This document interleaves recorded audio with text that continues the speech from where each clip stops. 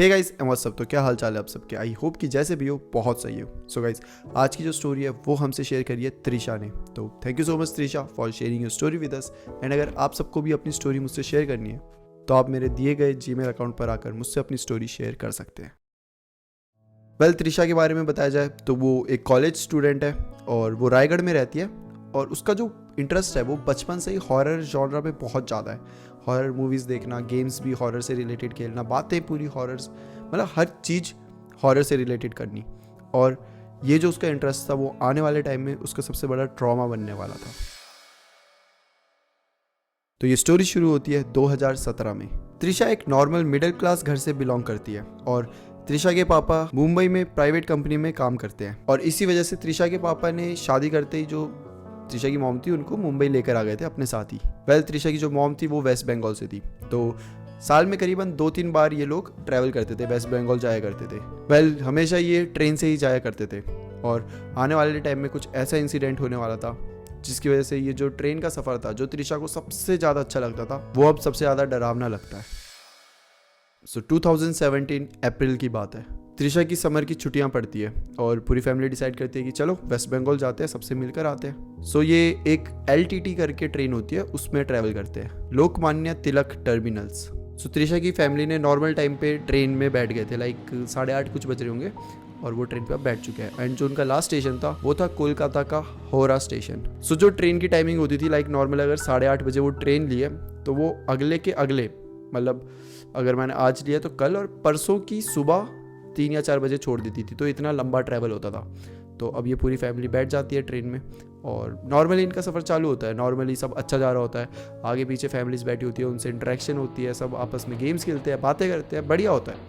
अगला दिन आता है, अगले दिन भी मतलब लंबा ट्रैवल है तो ऑब्वियसली जो जिनसे बातें करी है उनके साथ घुलना मिलना और ज़्यादा हो जाता है, सबसे मतलब अच्छे से जाता है पूरा दिन। एंड अब रात हो जाती है, रात का टाइम होता है, सब अपने अपनी जगह सो रहे होते हैं। जैसे ट्रेन में 3 होते हैं, मिडल में, टॉप में और सबसे नीचे। तो त्रिशा बीच वाले इसमें सो रही होती है, बट त्रिशा को नींद ही नहीं आ रही होती।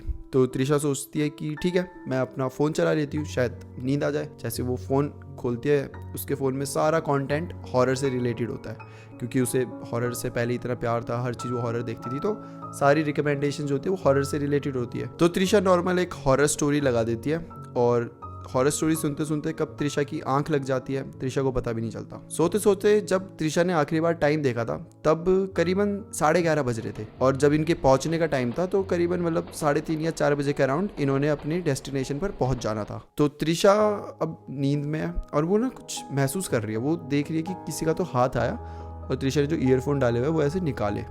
त्रिशा एकदम ऐसे उठी तो वो देखती है कि वो और कोई नहीं त्रिशा के पापा होते हैं और वो बोलते हैं कि बेटा हम ना पहुंचने वाले हैं तो आप उतर जाओ, अब थोड़ा मतलब उठ जाओ और जो भी बिखरा हुआ सामान है वो पैक करना है। अब त्रिशा बहुत ज़्यादा नींद में होती है क्योंकि एक तो ऑलरेडी वो लेट सोई है और ऊपर से 3 ही बज रहे होते हैं।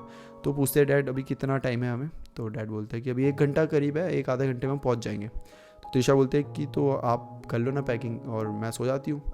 अब वो बीच वाले उसमें सोई होती है, मतलब टॉप वाला और नीचे वाला उसमें बीच में जो उसमें सोई होती है। तो जो डैड होते हैं वो बोलते हैं कि तुम एक तो सोई भी बीच वाले में हो तो थोड़ा पैक करना मुश्किल है, तो एक काम करो तुम पीछे जाके सो जाओ, पीछे जो फैमिली थी वो चले गई है, खाली है, तो तुम वहाँ सो जाओ, आधे घंटे में पूरा पैक वैक करके तुम्हें बुला लेंगे। त्रिशा वैसे करती है, वो वही आधी नींद में उठती है, पीछे की साइड जाती है।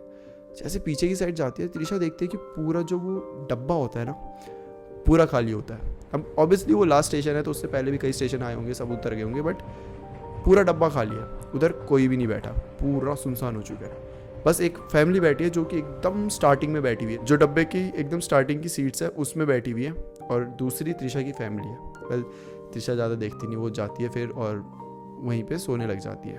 अब त्रिशा जब सो रही है ना तो उसे बड़ा अजीब सा फील हो रहा है, जैसे कि त्रिशा को कोई छू रहा है, जैसे सर पे ऐसे हाथ ऐसे सहला रहा है।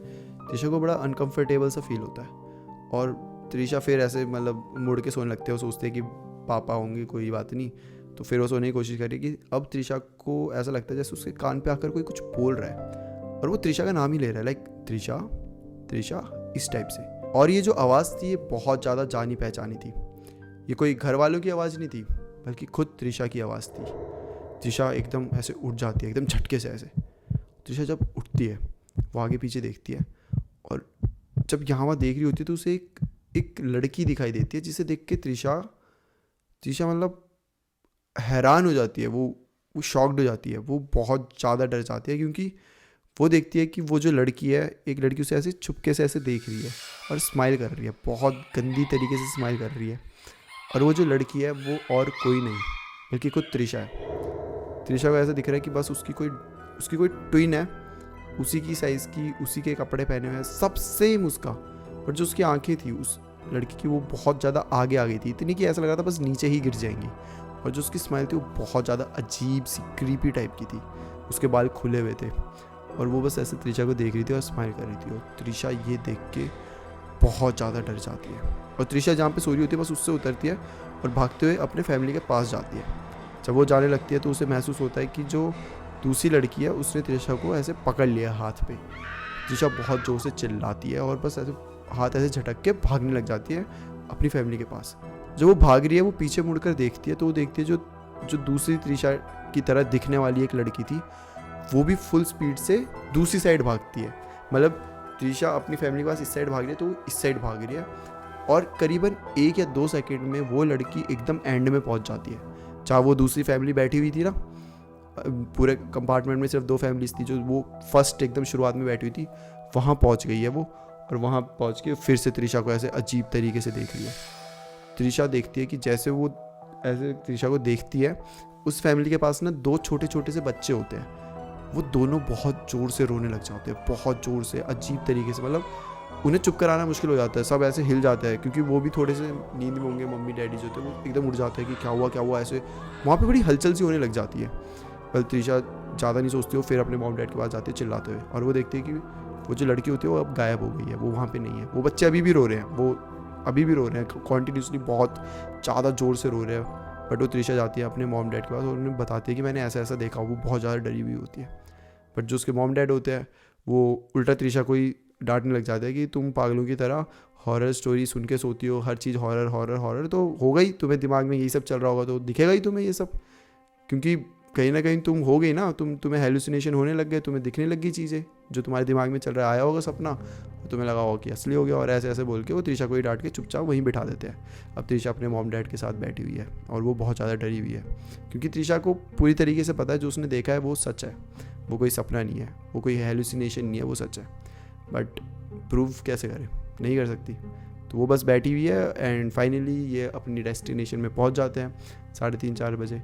अब ये उतरते हैं और अपने घर की तरफ चल पड़ते हैं। वेल त्रिशा को तब तक बहुत ज़्यादा डर लग रहा होता है जब तक वो रेलवे स्टेशन पूरा एग्जिट ना कर दें। एक बार वो एग्जिट करते हैं, टैक्सी में बैठते हैं, उसके बाद त्रिशा थोड़ी नॉर्मल हो जाती है और अब धीरे धीरे सुबह भी होने लग गई है। मतलब 5 करीबन बज गया तो थोड़ी सी मतलब लोग दिखने लग गए हैं, सुनसान सा वो माहौल वो नहीं रहा ना, तो उसे अब थोड़ा डर भी नहीं लग रहा।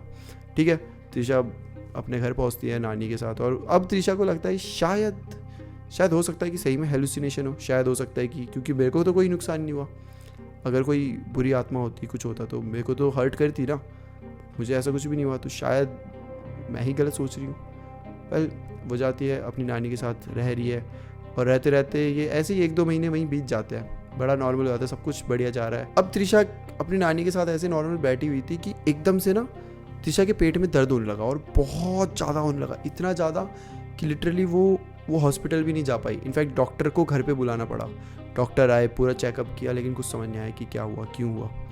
डॉक्टर भी चले गए, कुछ दवाइयाँ दी, चले गए, लेकिन वो दर्द इतनी ज़्यादा बढ़ रही थी। और जो नानी जी है ना वो बहुत पूजा पाठ करती है, तो कहीं ना कहीं उन्हें शायद आभास हो जाता है इन चीज़ों के बारे में, जो भी ऐसे पैरानॉर्मल चीज़ें ये सब होती है उनके बारे में थोड़ा बहुत आभास हो जाता है। तो नानी जी पूछते तू सच बता, इतनी दर्द क्यों हो रही है, तो कुछ हुआ है क्या? तो त्रिशा को समझ नहीं आता कि क्या बोलूँ मैं, मतलब मुझे क्या पता, कुछ खा लिया होगा ये वो।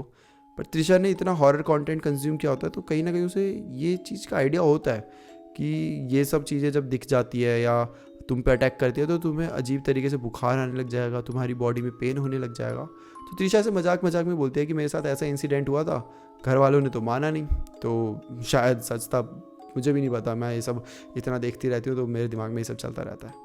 बट त्रिशा ने तो मजाक में बोला, बट जो नानी जी थी उन्होंने ये चीज़ें सीरियसली ली। फिर नानी जी तुरंत त्रिशा को आश्रम में लेके जाती है। अब वो आश्रम में लेके जाती है, आश्रम में मतलब पूजा करती है त्रिशा के नाम की, पंडित जी जो होते हैं उन्हें दिखाती है। तो जो पंडित जी होते हैं ना वो नानी जी को बोलते हैं कि त्रिशा के साथ जल्दी उसे कुछ दिखने वाला है, उसके पास्ट, प्रेजेंट या फ्यूचर वो हमें नहीं पता, बट इसी से कुछ रिलेटेड होगा जो उसे जल्दी दिखने वाला है।